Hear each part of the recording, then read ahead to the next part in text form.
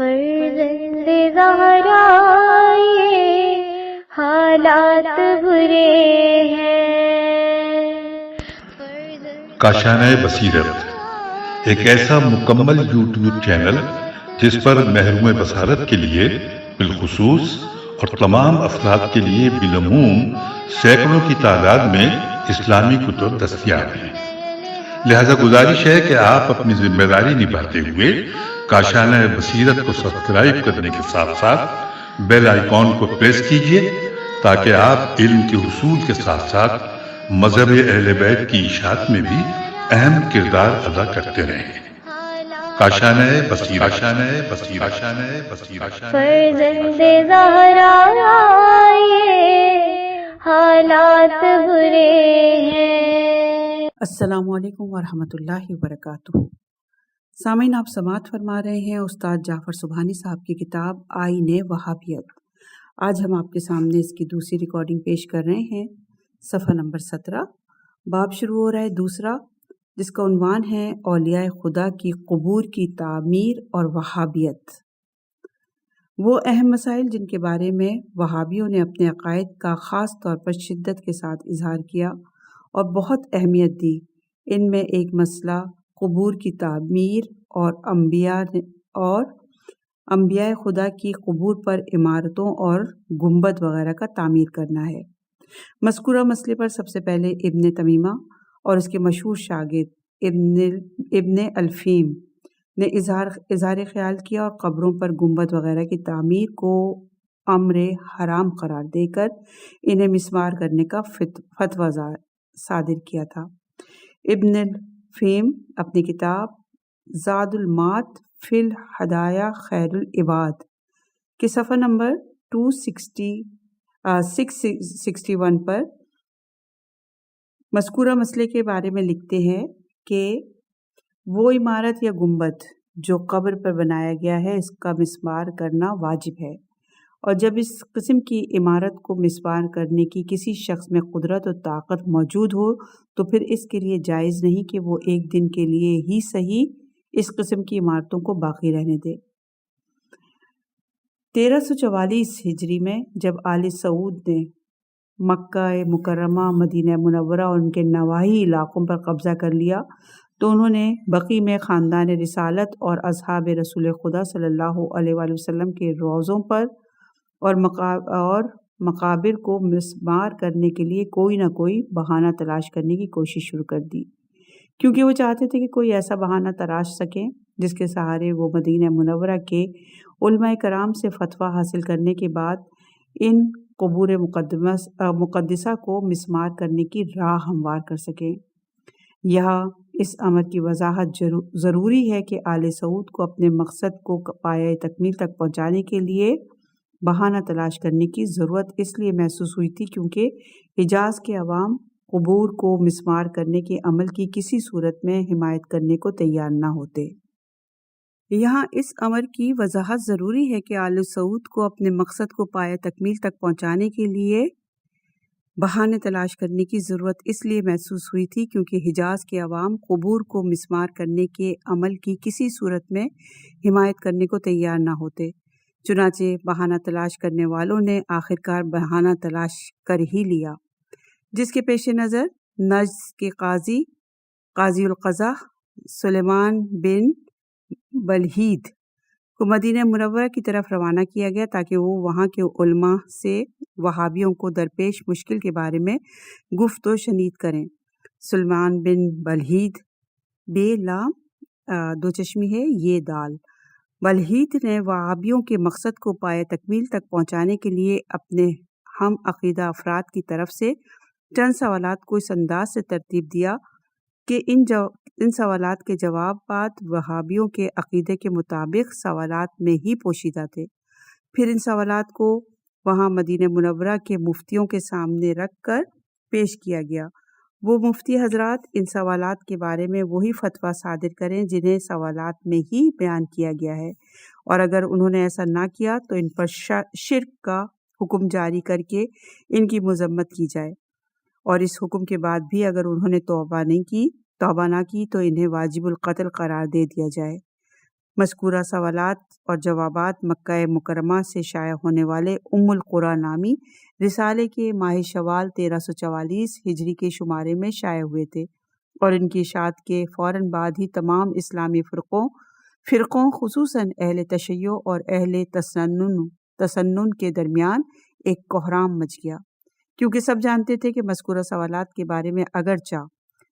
رعب اور دھمکیوں کے ذریعے فتویٰ حاصل کیے گئے ہیں، تاہم ان فتوے کے حصول کے بعد اسلام کے پیشواؤں کی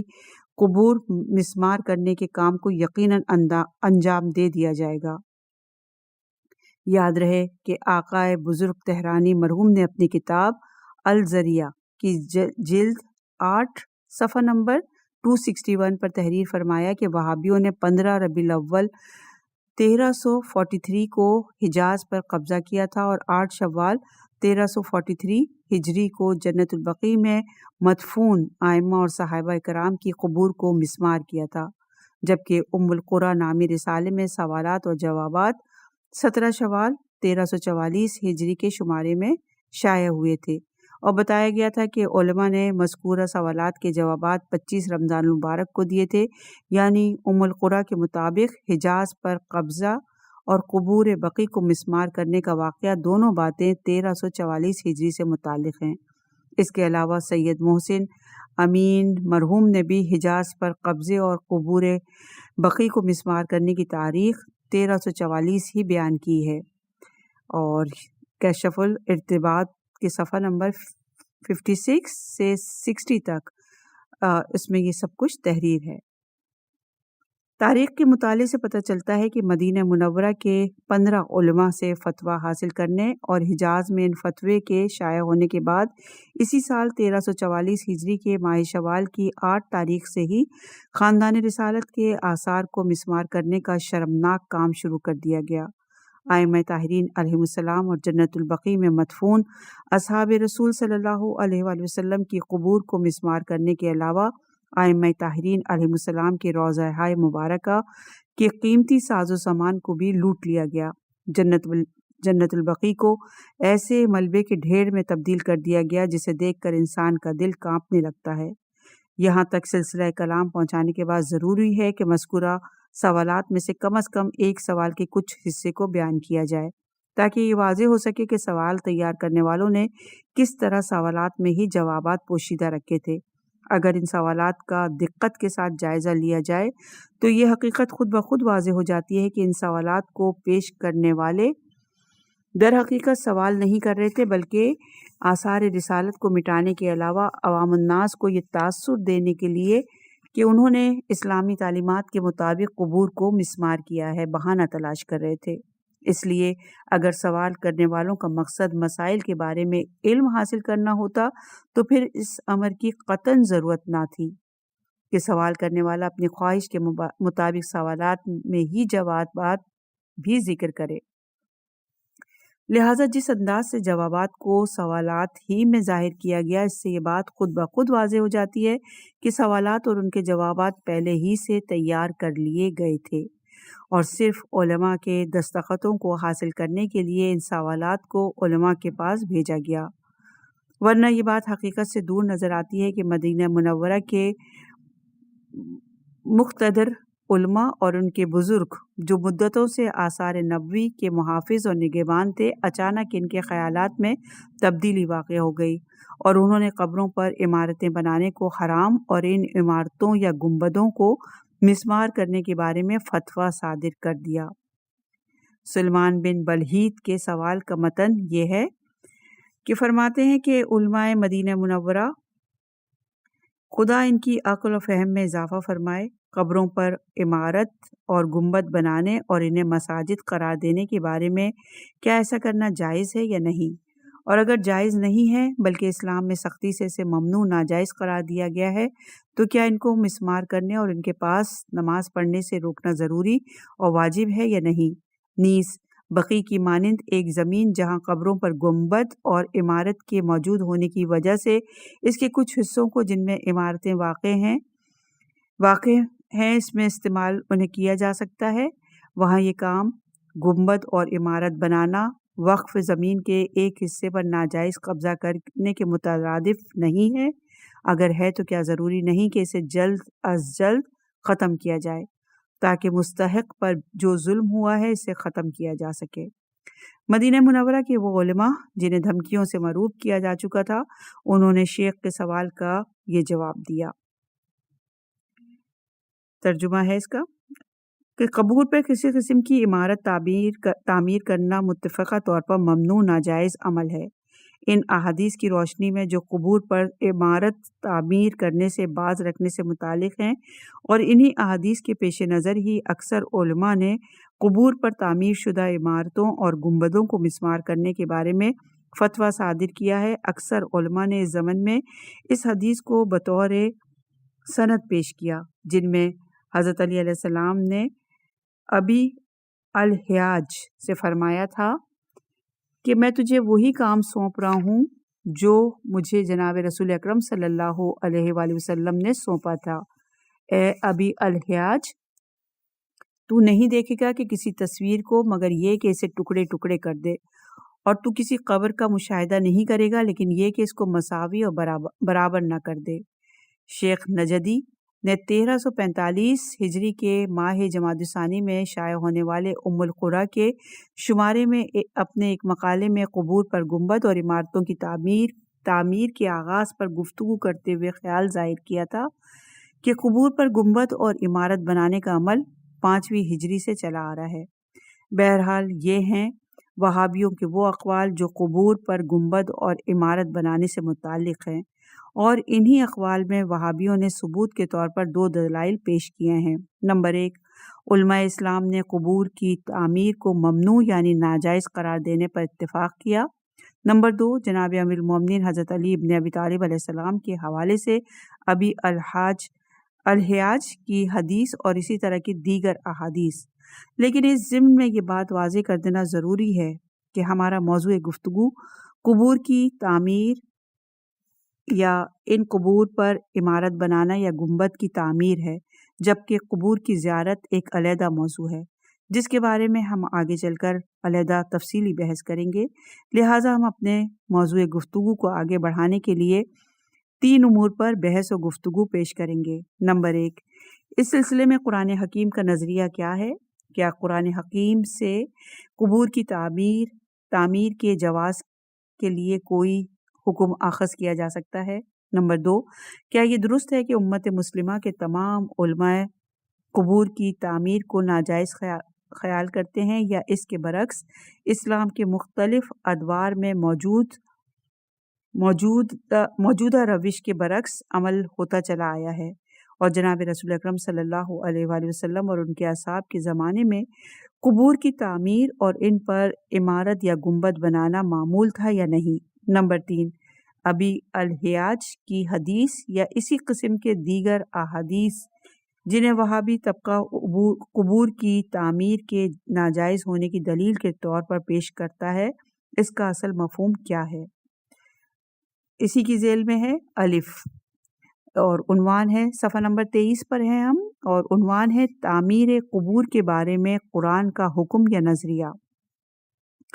اگرچہ قرآن حکیم میں قبور کی تعمیر کے بارے میں وضاحت کے ساتھ کوئی حکم نہیں ہے، تاہم اس سلسلے سے متعلق قرآن مجید میں جو کلیات بیان کیے گئے ہیں ان کے ذریعے اس سلسلے میں حکم اخذ کیا جاتا ہے، اور اس مسئلے سے متعلق چند کلیات بیان کرتے ہیں۔ نمبر 1، قرآن مجید میں شعائر الہیہ کی تعظیم کو قلوب کے تقوی کی علامت اور دلوں کی پرہیزگاری قرار دیا گیا ہے۔ چنانچہ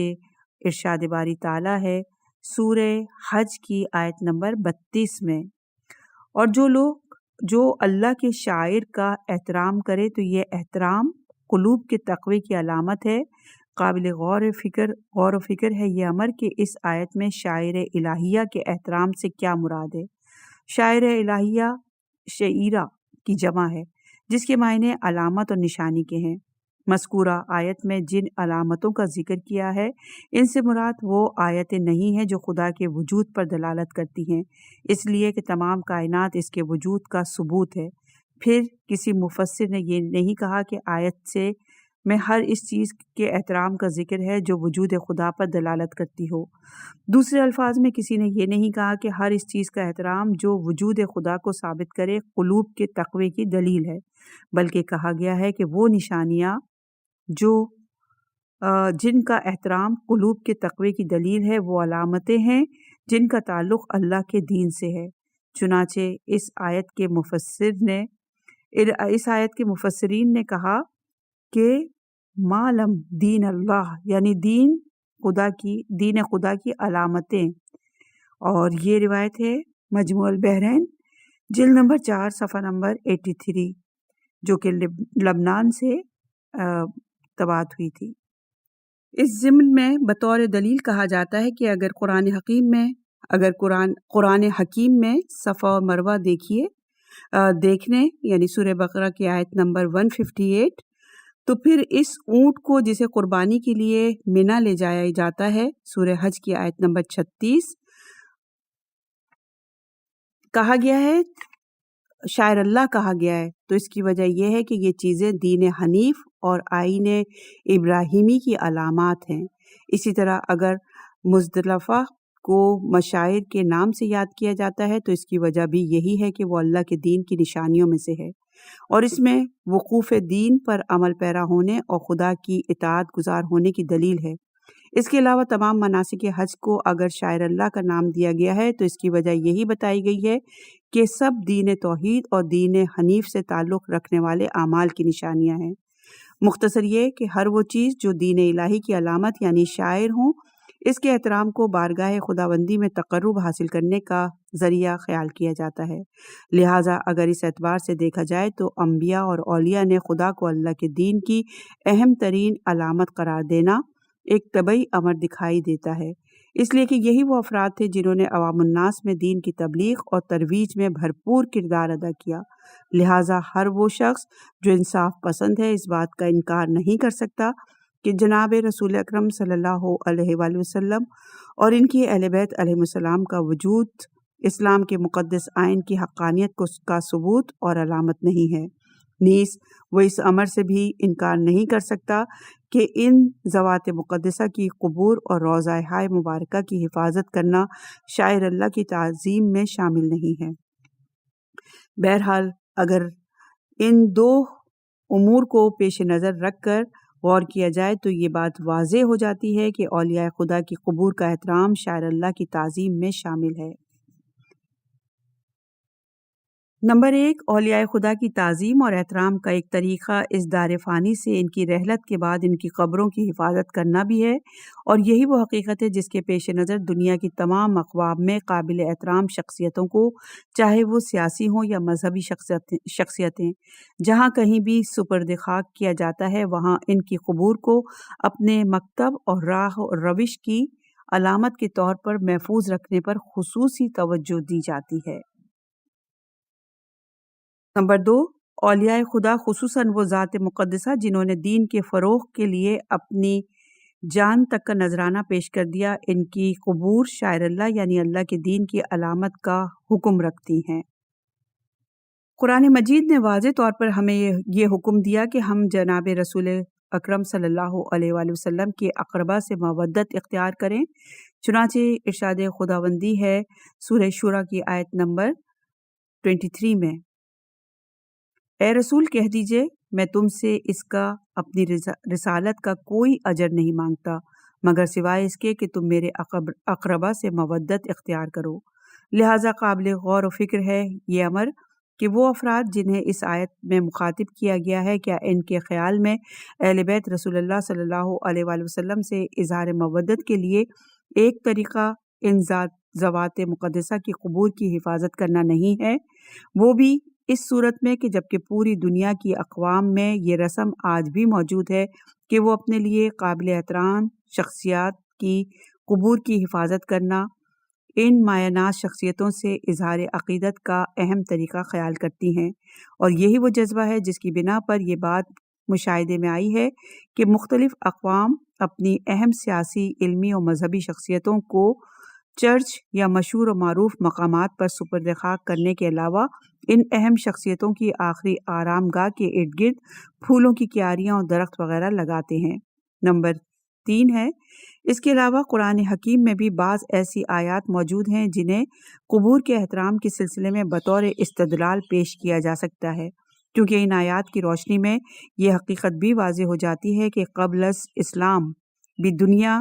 کی اقوام میں قبور کے احترام کی رسم موجود تھی۔ چنانچہ قرآن حکیم میں اصحاب کہف کا ذکر کرتے ہوئے ارشاد ہوتا ہے کہ سورہ کہف کی آیت نمبر نہیں لکھی ہے، بہرحال اس کا ترجمہ یہ ہے کہ اور وہ لوگ جنہوں نے غلبہ حاصل کر لیا اپنے کام میں یہ کہنے لگے کہ ان کی قبور پر ہم مسجد تعمیر کریں گے، ان کی قبور پر مسجد تعمیر ہو، ٹھیک ہے۔ یاد رہے کہ قرآن حکیم میں ان دو نظریات کو بیان کیا گیا اور ان نظریات پر کسی قسم کی تنقید نہیں کی گئی، اور یہ امر اس بات کی دلیل ہے کہ مذکورہ نظریہ غلط نہیں ہے، اس لیے کہ اگر یہ نظریات غلط اور قابل اعتراض ہوتے تو خداوند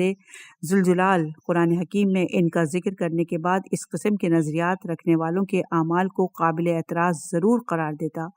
لیکن قرآن حکیم میں کہیں اس قسم کی بات بیان نہیں کی گئی جو ان نظریات کے غلط ہونے کی دلیل بن سکیں، لہٰذا یہ کہنا قطعی وجہ معلوم ہوتا ہے کہ قرآن حکیم میں ان نظریات کو بیان کر کے واضح کیا گیا ہے کہ اولیاء کرام اور صالحین عظام کی تعظیم اور تقریب کا ایک طریقہ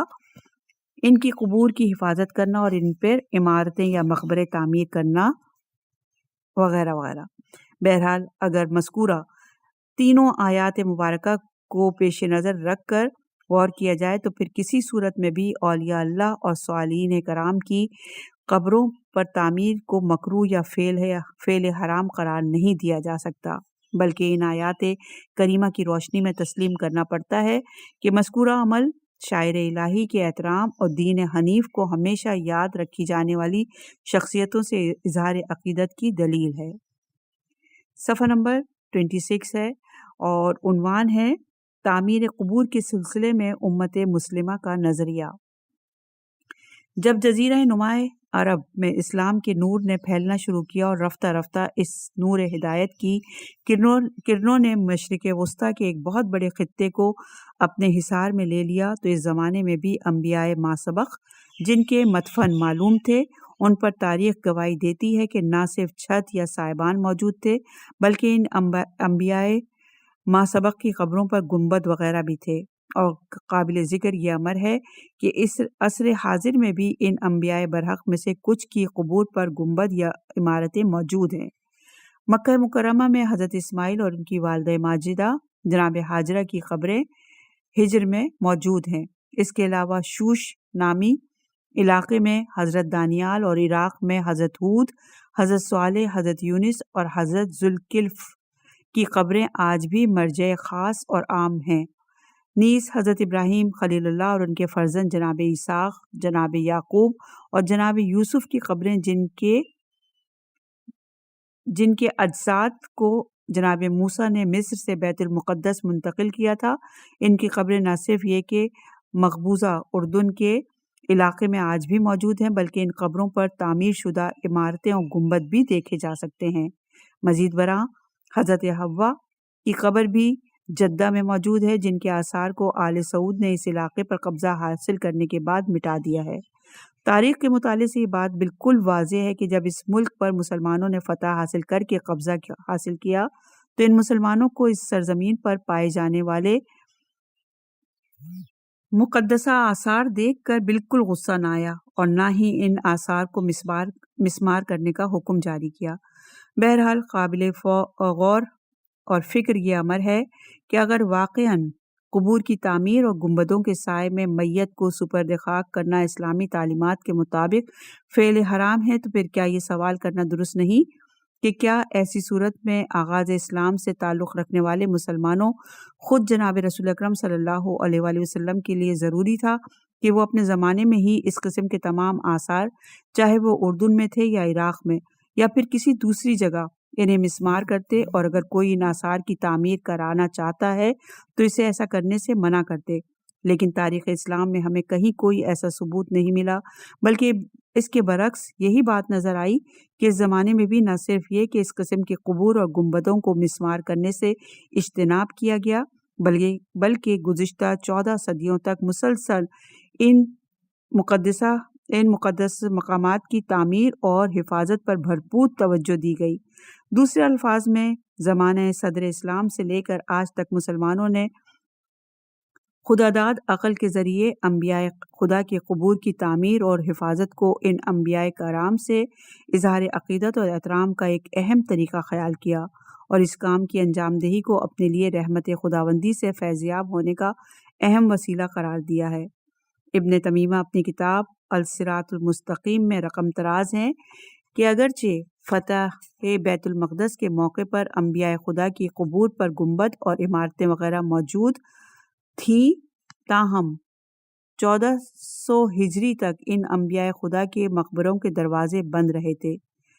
اور مزید تفصیلات کے لیے دیکھیے کشف الارتتاب صفحہ نمبر 384 پر۔ لہٰذا سوچنے کی بات یہ ہے کہ اگر واقعاً قبور پر کسی قسم کی عمارت یا گنبد کی تعمیر حرام ہوتی تو پھر کیا فطری طور پر اس قسم کی عمارتوں کو مسمار کرنا فعل واجب نہیں کہلائے گا؟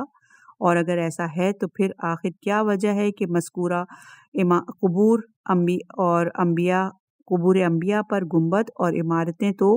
1400 برس تک موجود رہیں، البتہ صرف ان کے دروازے بند رکھے گئے، حالانکہ ضرورت اس امر کی تھی کہ ان آثار کو جلد از جلد مسمار کیا جاتا۔ مختصر یہ کہ ان گنبدوں اور مقبروں کو اتنے عرصے تک باقی رہنا اور علماء اسلام اور اکابرین اسلام